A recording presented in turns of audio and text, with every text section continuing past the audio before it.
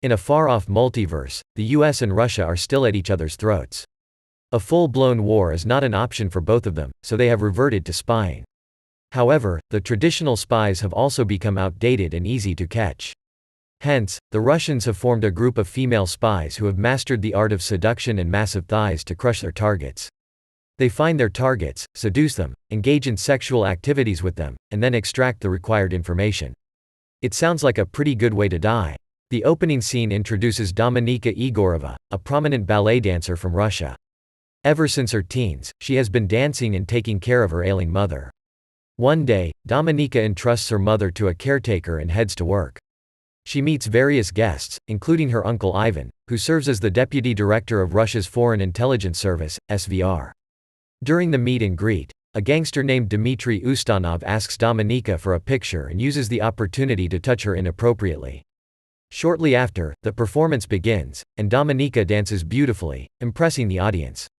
Unfortunately, her dance partner jumps and lands on her leg, breaking it badly. As a result, Dominika is rushed to the hospital for emergency surgery. Following this, we are introduced to Nate Nash, a CIA agent working in Moscow.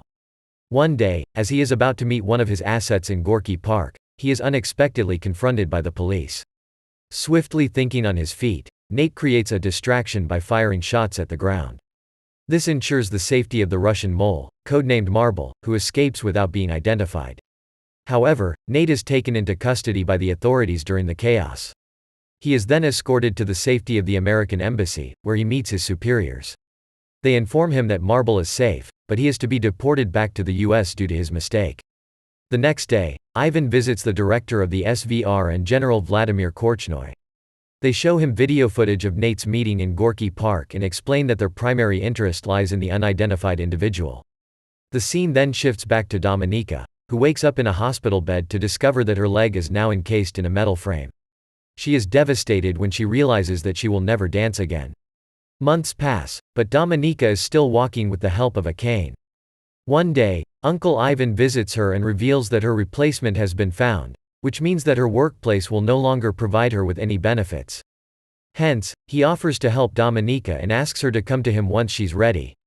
Before leaving, though, he hands her an envelope containing intimate pictures of her former dance partner and her replacement, as well as a recording of their conversation, which implies that her partner intentionally caused the accident so that his girlfriend could take her place.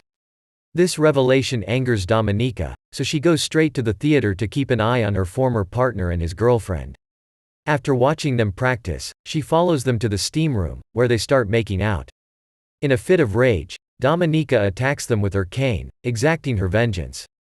On her way back, she stops by a phone booth and reports the incident as an accident. Whoopsie. After this, Dominika, now with her career in ruins, turns to her uncle for help. He agrees to assist her but only if she returns the favor. The SVR is interested in gaining more information on the gangster from earlier, Dmitry, so he asks Dominika to befriend him and earn his trust using her feminine charms. Though hesitant, Dominika has no other choice as her mother's medical expenses are too high. That night, Dominika goes to the hotel where Dmitry is staying, dressed beautifully, and heads to the bar to catch his eye.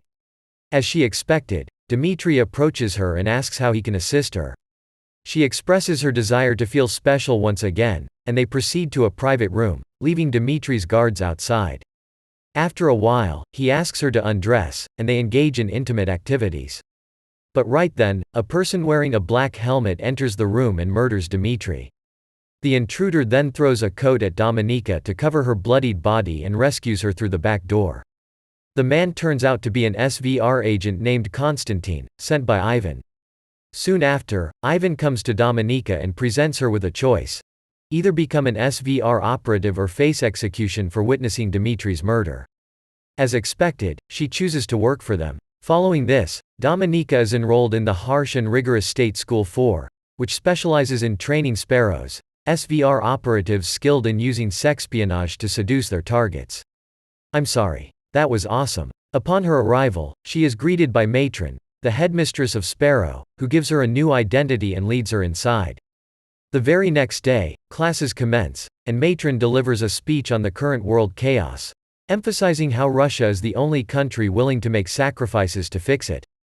She also announces to the students that their bodies now belong to the state, and they are obligated to perform any task assigned to them.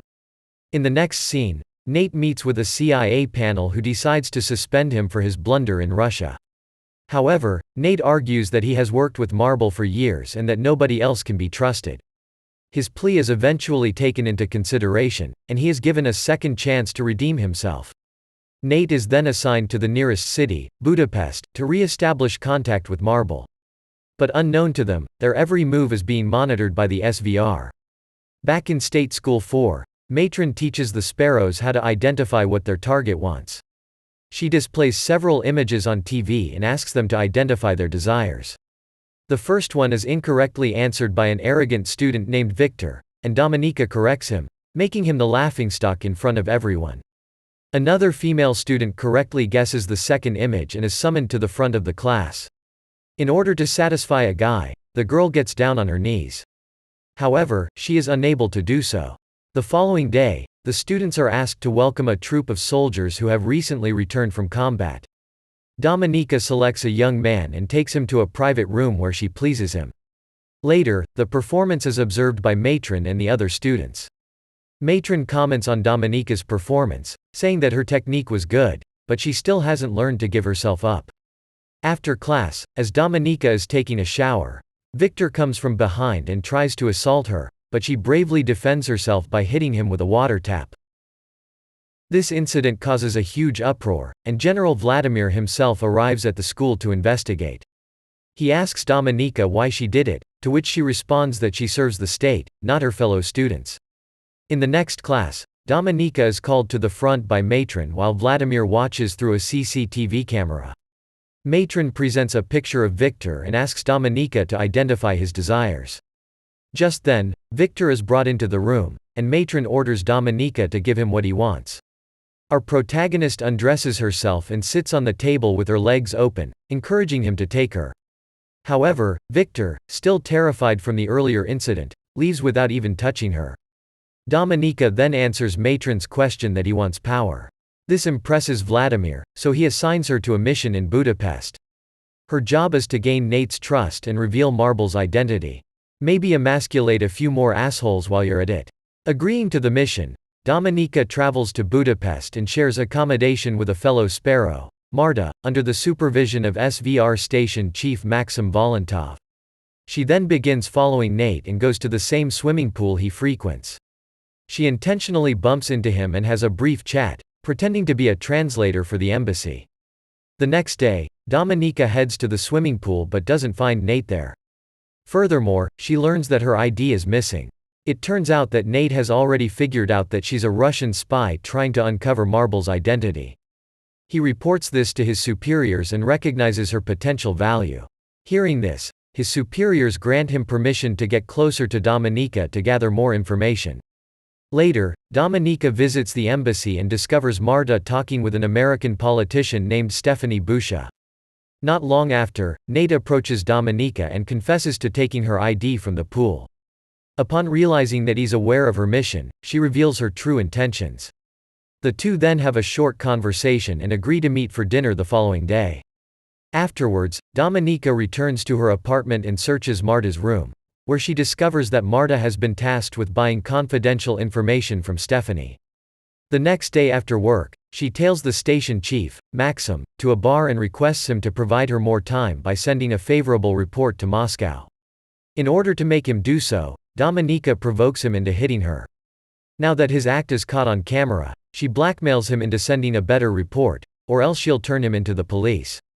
Meanwhile, Nate is waiting for her at the restaurant, but when she doesn't show up for a long time, he leaves, assuming that she ditched him. Unbeknownst to him, Dominika follows him to his place. She rings the doorbell, and he covertly lets her in. Nate frantically inquires how she found his place, and Dominika turns up the TV volume to ensure that they can't be overheard before asking him about what happened in Gorky Park. After receiving the answer, she kisses him, but he stops her midway and asks her to go home. The following day, Dominika receives an unexpected visit from Ivan, who wants to check on her progress with Nate. Feeling pressured to buy more time, she makes up a lie and tells him that she's also working on Stephanie's case with Marta but will require additional funding. Ivan gives it some thought and decides to leave for now. While getting his coat, Dominika manages to sneak a look at his passport to gather intel on him. Later that evening, Dominika returns home to find Martha's lifeless body in the bathtub. Before she can even comprehend what happened, Konstantin, the same SVR agent from earlier, appears from behind and grabs her by the neck. He then explains that this is what happens to those who share secrets. Meanwhile, Nate informs his superiors about Marble's new message, which confirms that Dominika is a Sparrow. Although his superiors view her as a threat, Nate believes that she's still recruitable. The next evening, he brings Dominika to her apartment and admits that he knows her real identity. Dominika, in turn, reveals her story, emphasizing that her only concern is her mother's safety. Nate then offers her a deal to become a double agent for him, promising her protection in return. After thinking it over, Dominika asks if she can trust him. He assures her that she can, and the two end up becoming one. In the morning, Dominika meets with Nate's superiors, who subject her to a lie detector test to assess her reliability. Is this film a poorly cobbled together spy story that's using your body to sell tickets? Yes. She's telling the truth, sir.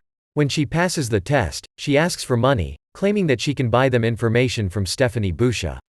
On Friday, Dominika travels to London with Maxim to meet Stephanie and execute the transaction.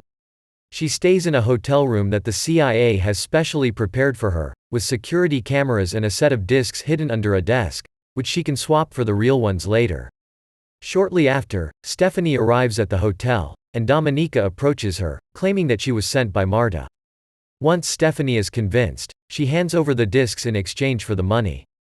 Dominika pretends to authenticate the discs, but in reality, she switches them with the fake ones. After the deal, Stephanie realizes that she's being monitored by American intelligence agents. In a state of panic, she throws the money in the trash and tries to cross the street. But unfortunately, she only ends up getting hit by a truck and dying on the spot. Guess she should have looked both ways. Russian agents watching the whole incident assume that their mission has been compromised. They also suspect that Dominika and Maxim were the ones who tipped off the Americans, so the two are ordered to return to Moscow. Upon their arrival, Ivan seizes the discs and apprehends both Dominika and Nate. Despite their protests of innocence, they endure excruciating torture for days, and Maxim is even executed. However, Dominika remains adamant in her denial of involvement with the Americans. Eventually, Ivan begins to believe her and allows her to go back to Budapest to carry out her original mission of extracting Marble's identity. Upon returning with Nate, Dominika enjoys a romantic evening with him at his residence. However, in the middle of the night, she wakes up to discover Konstantin subjecting Nate to torture in order to obtain Marble's identity. At first, Dominika feigns complicity with Konstantin and even assists in inflicting harm on Nate. But when he is distracted, she assaults him, enabling Nate to break free from his restraints. The two then team up against Konstantin and manage to take him down, but they endure serious injuries during this process. In the next scene, Dominika wakes up at the hospital, where she receives a surprise visit from General Vladimir. Shockingly, he reveals himself as the mole Marble. Vladimir, who is a former patriotic official, confesses that he became disillusioned with Russia's rampant corruption when his sick wife was denied treatment from an American doctor. Fearing that he will soon be caught and his sacrifice will be in vain, Vladimir instructs Dominika to expose him to Ivan. Doing so would make her a national hero and allow her to replace him as a mole. Dominika thinks the idea is absurd, but after a lot of convincing, she decides to turn herself into the authorities. She asks to speak to the Russian ambassador, and when her wish is granted, she explains that she has the name of the mole. However, she will only reveal his name in exchange for her freedom. In the aftermath of the conversation, an exchange meeting is scheduled at an airport. Nate is assigned to accompany Dominika in order to confirm the mole's identity. He is deeply upset as he feels used and betrayed by Dominika's actions. However, she has a surprise for him. Shortly after, the Russians approach them with the mole, whose face, when uncovered, turns out to be Ivan. It is revealed that Dominika had been fabricating evidence to frame her uncle ever since she arrived in Budapest and even blamed him for the botched exchange in London. Shocked, Nate quickly confirms Ivan as the mole. And just after the exchange, Ivan is shot by a Russian sniper. After the exchange ends, Dominika is taken away in a helicopter. In the final scene, we see her being honored in a Russian military ceremony attended by General Vladimir. Dominika is now living a good and free life with her mother, something which she had always dreamt of. Subscribe for more videos like this, turn on notifications, and leave a like to help the channel. Thank you for watching.